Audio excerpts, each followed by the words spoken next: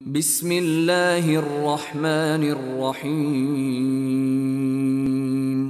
اللهم اغفر لحينا وميتنا وشاهدنا وغائبنا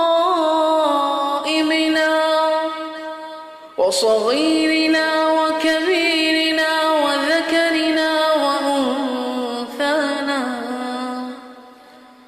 اللهم من أحييته منا فأحيه على الإسلام،